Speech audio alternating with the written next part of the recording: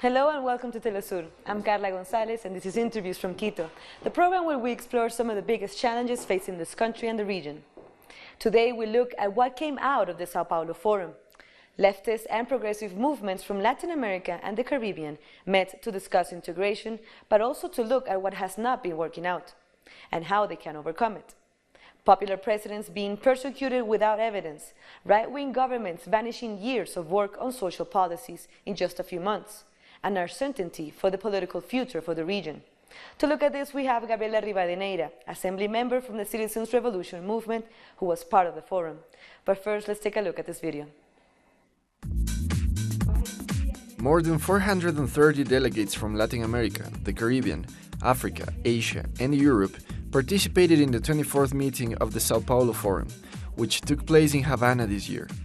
Venezuelan President Nicolás Maduro took the stage to express his solidarity with the peoples of the region, paying particular attention to the people of Nicaragua as they face an ongoing wave of violence.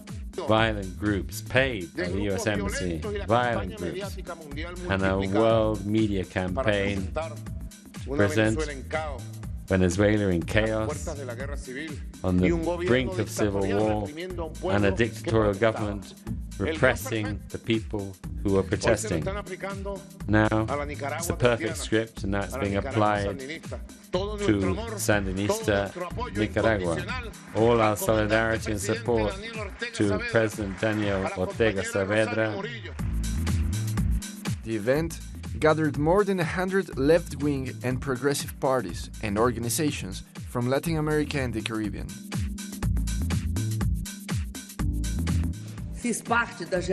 I was part of the first generation that was influenced by the victory of the Cuban Revolution, a generation in Latin America that in 1959 witnessed the transformation that happened here in the island, which brought light to the whole continent.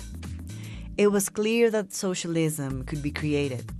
We didn't have such an experience in this continent. This was a real revolution. The three-day meeting focused on the left unity amidst increasing imperialist hostility towards Latin American progressive governments. So thank you for being with us, Gabriela. So you were part of the Sao Paulo Forum. How was this born and who attends these meetings? Bueno, felicitaciones a Telesur en su aniversario y coincide el Foro de Sao Paulo este año con todo un debate sobre la arremetida neoliberal. Vale recalcar que el Foro de Sao Paulo nace en 1990 bajo la iniciativa de Lula da Silva y Fidel Castro y durante los últimos años ha cobrado mucha participación, especialmente partidos progresistas europeos, de Asia, de África. Entonces amplió su horizonte y obviamente América Latina, América del Sur y Centroamérica, que son como las primeras organizaciones que participan dentro del Foro de Sao Paulo. En esta reunión, que fue la número 24 en La Habana, Cuba, estuvimos más de 70 organizaciones políticas, cerca de 700 dirigentes del progresismo del mundo. So what was discussed in this meeting? What were the challenges and what comes ahead for the integration in Latin America?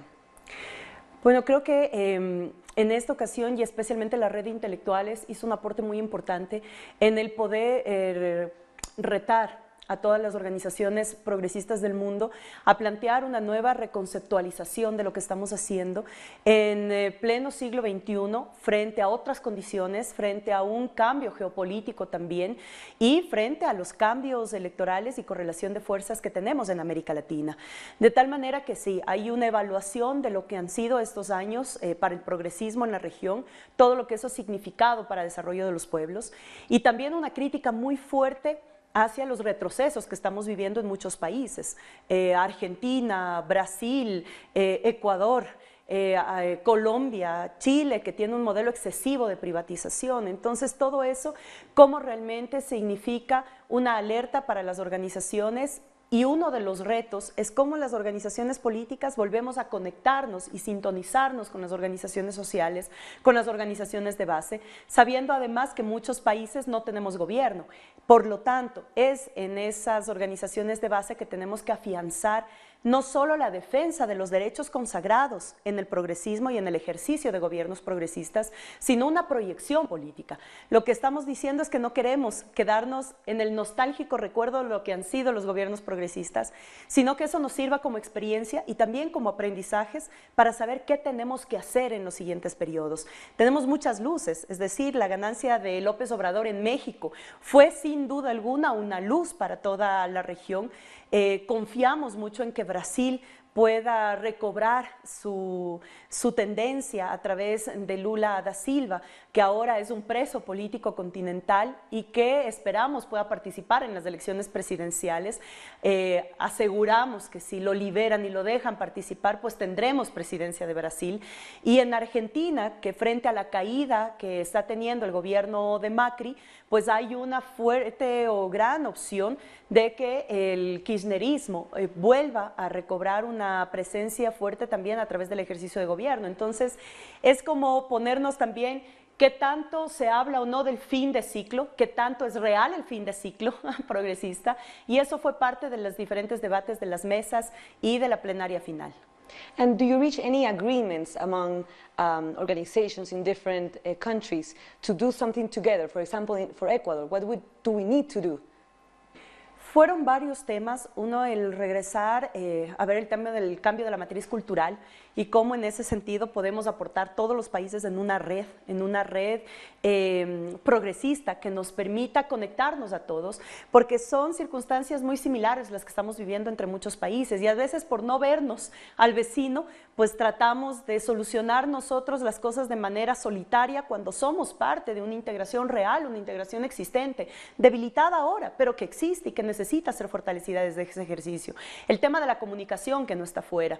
Nosotros hemos denunciado en todos nuestros países que tenemos una fuerte arremetida también de las corporaciones de comunicación, de las corporaciones mediáticas. Ante eso, ¿cómo fortalecer canales alternativos? Telesur, que siempre ha sido una opción, RT, por ejemplo, pero a nivel ya nacional de cada uno de nuestros países, ¿cómo fortalecer incluso los medios de comunicación digitales, que ahora en manos de jóvenes puede ser algo muy innovador y que permita captar la atención de otros sectores a los que no estamos llegando precisamente y a los que sí llegan los medios de comunicación monopólicos con un mensaje hegemónico? Y otro de los temas que fue parte de la resolución y de la preocupación es el nuevo formato en América Latina de persecución política a través de los aparatos de justicia.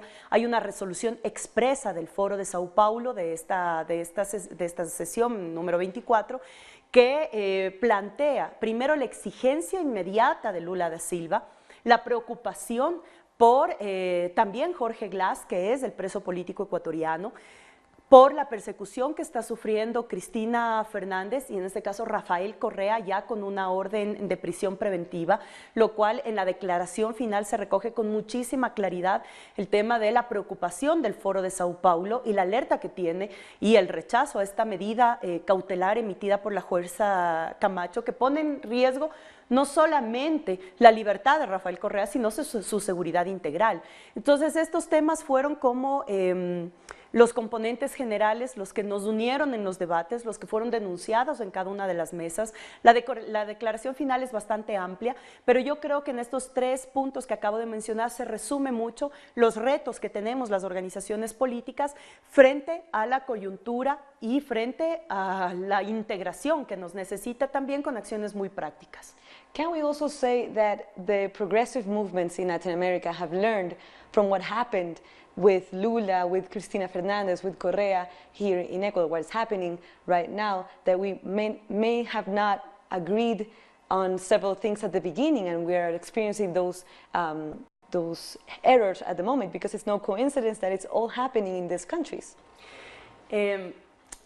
Yo creo que parte de la autocrítica regional fue que en el mejor momento de la integración, cuando nuestros gobiernos progresistas promovieron instituciones reales para la integración, como el ALBA, la CELAC, la UNASUR, que ahora está fuertemente vulnerada, cometimos uno de nuestros errores fue no haber hablado un lenguaje común cuando ya veíamos que este formato se venía para la región.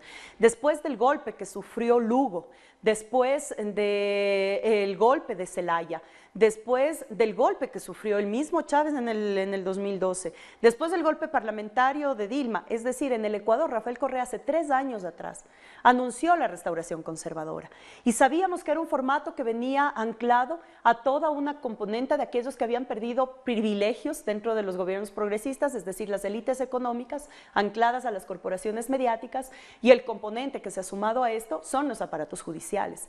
Y en ese sentido sí nos faltó armar una estrategia global o colectiva, no solamente para denunciar previamente, porque ahora resulta que todo esto, aupado con una estrategia implementada y articulada a las denuncias de corrupción, resulta que es mucho más complejo para quienes han ejercido los gobiernos y para quienes están inmiscuidos en ese mismo formato.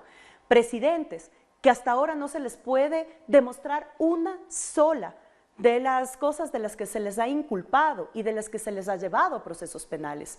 Después de 1 año de haber dado el golpe parlamentario secundado por el sistema de justicia en Brasil, tuvieron que pedir disculpas a Dilma Rousseff, pero el asunto era que ya no era presidenta y que Temer ha pronunciado una política de restauración neoliberal totalmente fuerte y contraria a las necesidades de la mayoría del pueblo brasileño. Entonces sí, parte de la autocrítica es cómo no haber decodificado a tiempo este formato y tomado una acción conjunta. Pero como decíamos, tampoco es momento de sentarnos a llorar, hay mucha esperanza, hay mucha acción, hay un pueblo que está vibrante y vemos las movilizaciones permanentes en Brasil, en Argentina, vemos cómo hay ya en el Ecuador, frente a la caída de credibilidad del gobierno de Moreno, también una naciente organización social que está reclamando sus derechos, y eso lo vemos de manera positiva, de tal manera que ahí es donde tenemos que afianzar realmente nuestra posibilidad de retorno al ejercicio de gobiernos progresistas, pero más allá de ese ejercicio, también a profundizar una base social que sea más consciente. So I'm very interested to know, inside the Sao Paulo Forum, how did all the organizations there see the difference and the division between what was Alianza País and now the Citizens Revolution movement? How did they see that dysfunction there?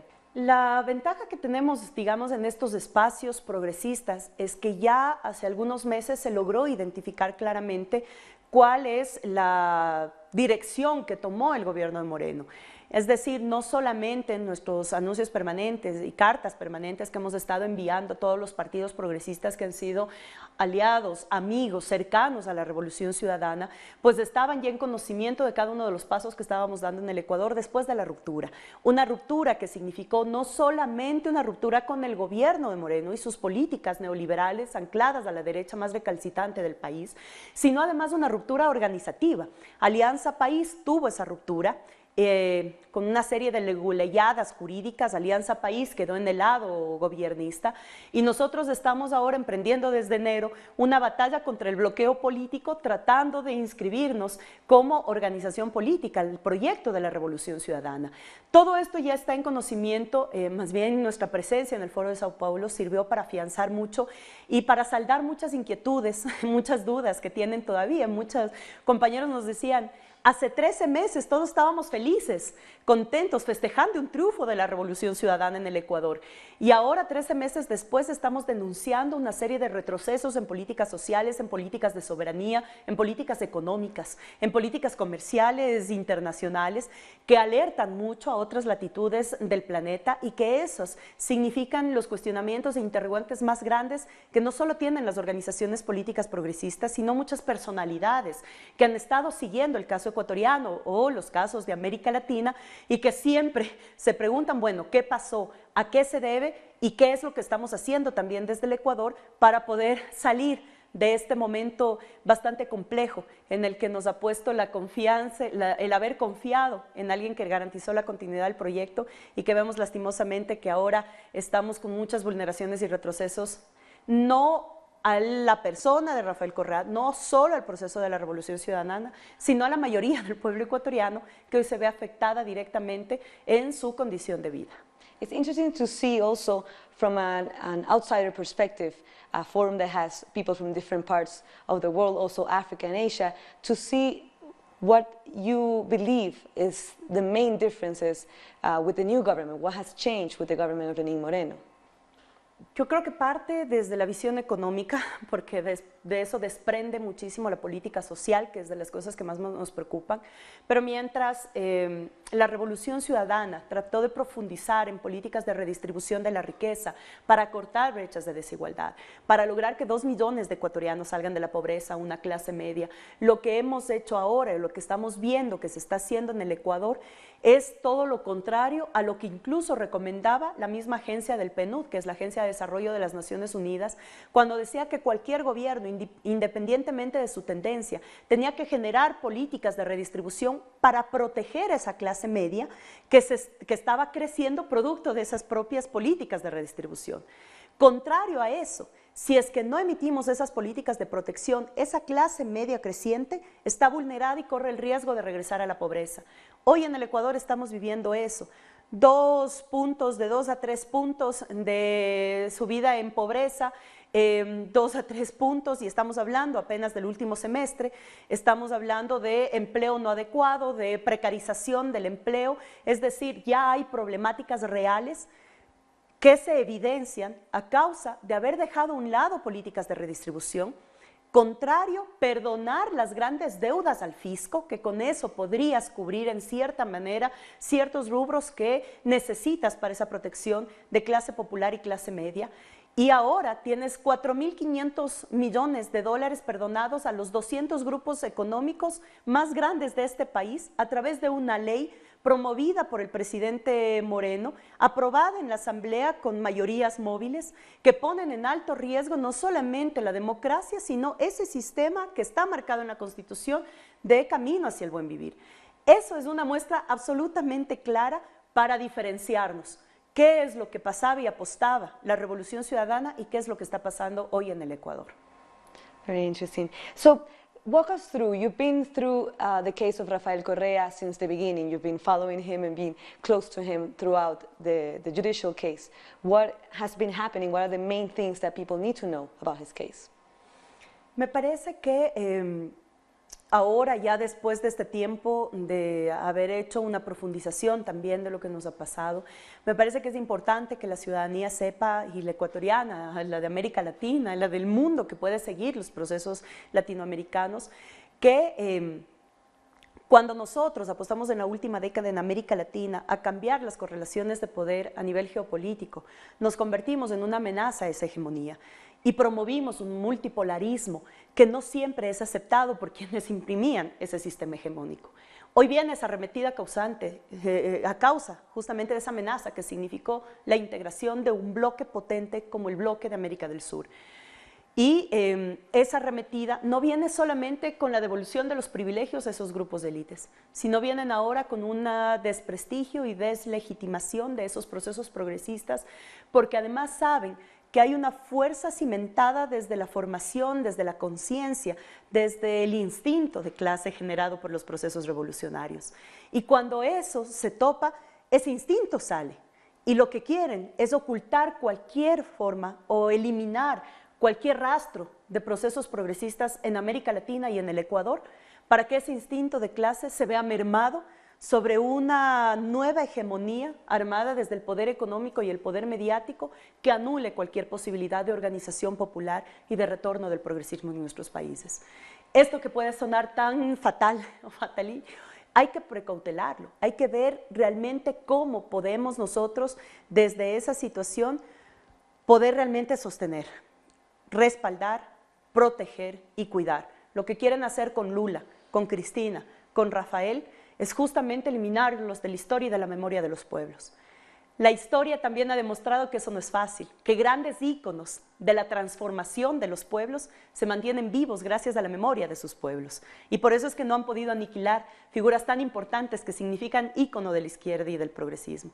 De esa misma manera sabremos precautelar y cuidar a los íconos de este siglo que han promovido una nueva esperanza para los pueblos. Así que los que hemos estado muy cercanos a nuestros presidentes y en este caso haber tenido el honor de compartir con Correa el periodo de la Revolución Ciudadana, una de las grandes lecciones que nos deja es que lo último que se pierde es la esperanza y que mientras uno tenga coherencia, lealtad y convicción de lo que propone y de lo que hace, pues tiene todavía posibilidad de continuar este largo camino llamado revolución. And it's interesting to also analyze that the case of Jorge Glass has been forgotten, or maybe media doesn't want to portray, doesn't want to show what's going on. What is happening right now with Jorge Glass? You've said he's a political prisoner. Bueno, lo hemos dicho, Jorge Glass es un preso político en el Ecuador. Hasta ahora no se ha podido comprobar una sola de las pruebas que le han acusado y con el que han tratado de involucrarlo en este caso. Se rompió el debido proceso. Por lo tanto, no vivimos en un Estado de Derecho y eso es lo que también nos preocupa como antesala al proceso que trata de involucrar penalmente a Rafael Correa.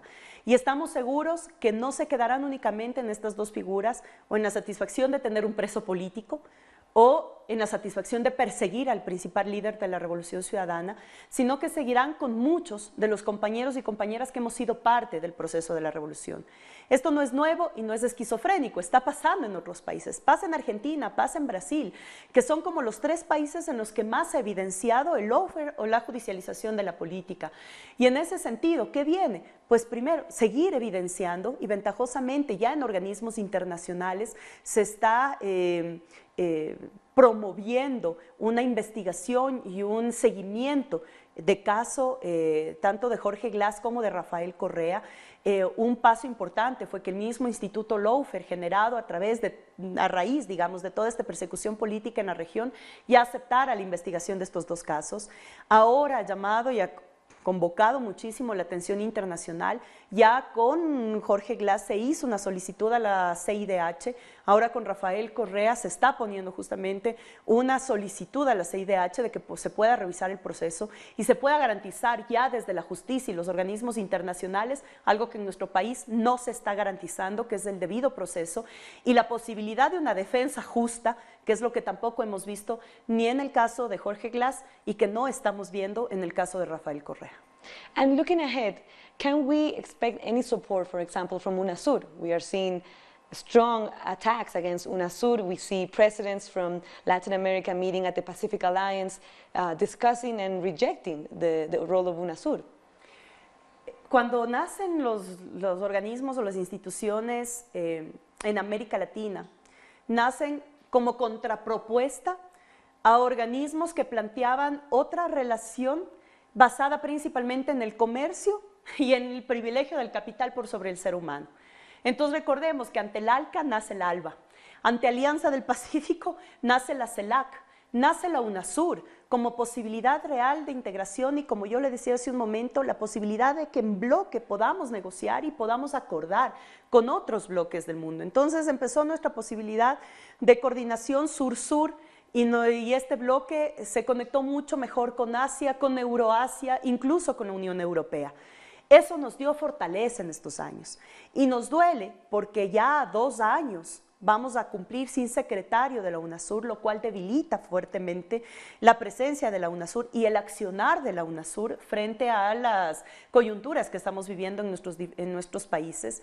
En el Foro de Sao Paulo y en La Habana tuvimos la oportunidad, aprovechando la presencia de Evo Morales, que además es presidente pro tempore de la UNASUR, en comentarle nuestra preocupación desde el Ecuador, que no es solo un edificio lo que está en juego, es el símbolo de la integración ubicada en la mitad del mundo como primera apuesta real a que sea ese símbolo que pueda marcar una integración en salud, en políticas de salud, en políticas de educación, en políticas de cooperación militar entre los países de América del Sur. Y ahora el presidente Evo Morales ha emitido ya desde el gobierno de Bolivia un comunicado a todos los países de la UNASUR, indicando que también el tratado constitutivo de la UNASUR es absolutamente claro. Es decir, no es que por la voluntad de un presidente se pueda quitar o poner un bien el bien y la casa, el edificio de la UNASUR fue entregado por el gobierno, fue donado por el gobierno ecuatoriano a la UNASUR como personería jurídica. Entonces no es que un decreto del presidente Moreno pueda cambiar la utilización de ese espacio de la UNASUR, tendría que pasar por una denuncia de todos los países miembros y eso pasa también por los parlamentos, es decir, toma su tiempo y esperamos que mientras pase ese tiempo, pues haya la conciencia necesaria en los países de la UNASUR, miembros de la UNASUR, para poder reflexionar que independientemente de la tendencia política, la UNASUR es un espacio de integración que nos permite tener una visión mucho más amplia de ese multipolarismo, pero además de esa posibilidad de conexión en bloque con otros bloques del mundo como se lo ha estado haciendo durante los últimos años. So just to wrap it up, how do you see the future then? Do you see a strong left finally coming together, fighting on another level, not just what we just experienced before this division in the progressive movements in the region, or do you see the right-wing governments and movements gaining more grounds in Latin America? Bueno, sí es fuerte lo que nos toca, requiere de mucha sabiduría, de mucha estrategia y táctica también.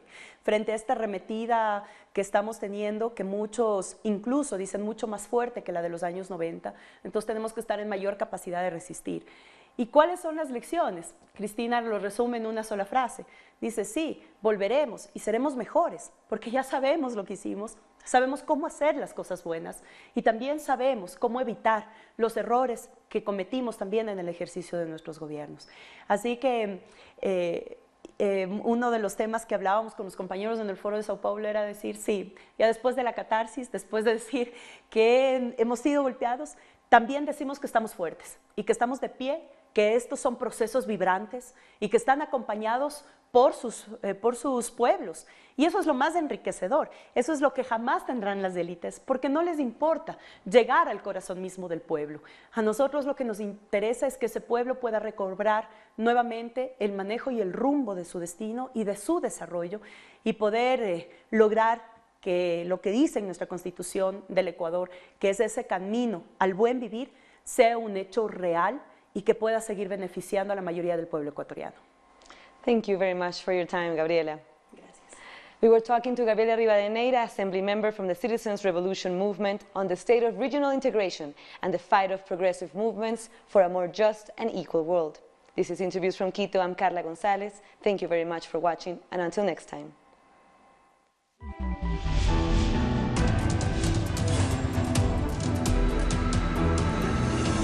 We are